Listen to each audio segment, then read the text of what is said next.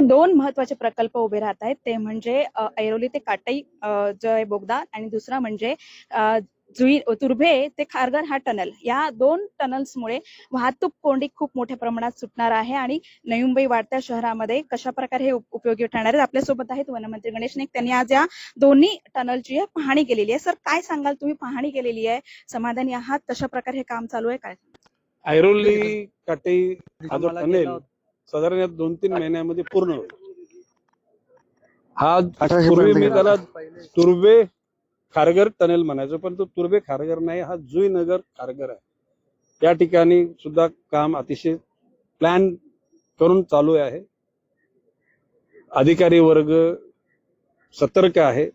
आता हे सिडकोच्या माध्यमातून बांधलं जाते आणि ते MMRDच्या माध्यमातून बांधलं जाते. एकूणच नवी मुंबईच्या सगळ्या विकासाकरता मी इथला नागरिक, आमदार आणि सुदैवाने शहराचा एक मंत्री झालेला, आता माननीय महापौर सुजाता पाटील, माननीय उपमहापौर दशरथजी भगत, माननीय आयुक्त कैलासजी शिंदे, आम्ही सगळ्यांनी या सगळ्या शहरातील विविध बाबींचा निरीक्षण केलं आणि एकूण चाललेली शहराची वाटचाल ही योग्य रीतीनं चालू राहील.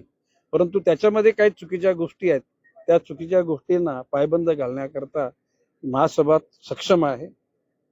येत्या 10 तारखेची सभा आणि 17ला 2 सभा आहेत ना, नंतर 18ला 10च्या सभेमध्ये त्या ठिकाणी या शहरामध्ये जी रिडेव्हलपमेंट वी कॅन अंडरस्टँड, कारण जीर्ण झालेल्या इमारतींचा पुनर्विकास, परंतु क्लस्टर आणि रिडेव्हलपमेंट याचा म्हणजे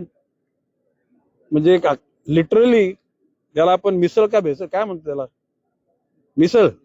मिसळ बनण्याचा प्रयत्न केला. तो सागर नाईक कायदेशीर मुद्दे मांडून महासभेत मांडतील. त्याच्यानंतर तो सचिवांच्या माध्यमातून नगरविकास सचिव आणि मुख्य सचिवांकडे जाईल. 1 महिन्यामध्ये त्यांच्याकडून त्याच्यावर सकारात्मक उत्तर येईल अशी अपेक्षा केली जाईल. त्यापेक्षा नंतर हायकोर्टामध्ये जाऊन त्या सर्व गोष्टीची लढाई होईल. सुनियोजित शहर म्हणून नवी मुंबई शहर वसवलं गेलं, पण आज जी आपण परिस्थिती बघता, नक्कीच तुम्ही त्याला विरोध केलात, समोरून सुद्धा विरोध होत आहे. एकंदरीतच हे बघता नवी मुंबईचं जे स्थान आहे, स्वच्छ, सुंदर आणि सुटसुटीत नवी मुंबई, हे राखण्यात यश येईल? हे बघा, आता तुम्ही संध्याकाळी 5 वाजता ठाणे बेल्लापूर रोडची स्थिती बघा. ज्या सिग्नलला अर्धा मिनिट लागायचं तर त्या ठिकाणी आता 20-20 मिनिटं लागायला लागली. हे घोषणावं नाही. आज FSI काही प्रमाणात वापरला आहे, तो जर पूर्ण वापरला ना तर या शहरातल्या लोकांना गाड्या चालवणं विसरा. मोटरसायकल पण नाही, फुटपाथ ही फेरी चालण्यासाठी नाही, ती पण प्रवाशांसाठीच, रस्ता पण प्रवाशांसाठी. आणि जे बेशरम लोक आहेत ना, ज्यांना पैशाचा हव्यास आहे, अशा निर्लज्ज लोकांना समस्येच्या समोर नेलेलं आहे. त्यांना कधीतरी पश्चाताप व्हायला पाहिजे. माझं म्हणणं आहे, अजून सुधरा. जे घेतलेले चुकीचे निर्णय ते बदला. माननीय आयुक्त महोदयांना मी सांगितलेले, कोणाही असो, उद्या गणेश नायकांनी एखादी चुकीची गोष्ट सांगितली, तुम्ही त्याला विरोध करा. शेवटी कालाच्या ओघामध्ये इतिहास कोणाला माफ करत नाही. चुकीच्या गोष्टी करणाऱ्या लोकांना जाब द्यावा लागतो आणि माझा विश्वास आहे,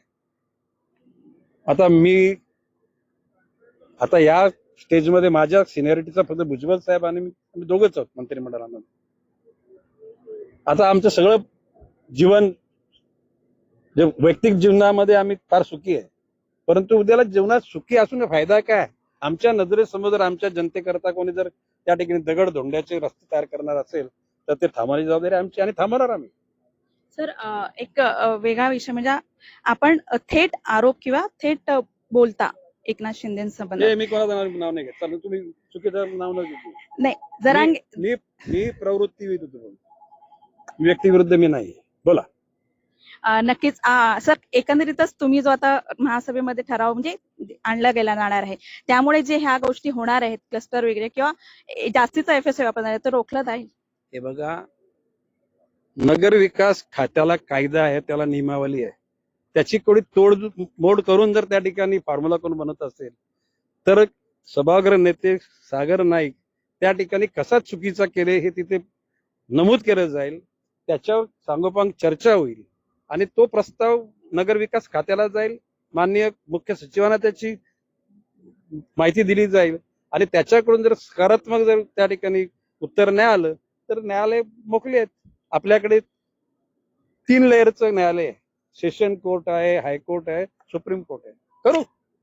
नक्की. हे होते वनमंत्री गणेश नाईक आणि त्यांनी सांगितलेले आहे की शहराचा विकास हा झाला पाहिजे, पण तो व्यवस्थितच झाला पाहिजे. त्यासाठी न्यायालयीन लढाई आम्ही लढू. Swati Naik, Zee media, Navi Mumbai.